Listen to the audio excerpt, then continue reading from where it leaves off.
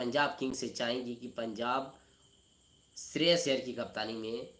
IPL trophy का जो खिताब है वो उठाने के लिए बिल्कुल हाजिर है। लेकिन हर क्रिकेट फैंस, वो चाहे स्त्री हो चाहे पुरुष हो या लड़का हो या लड़की हो, हर कोई ये स्टेटस आज रात को लगा रहा है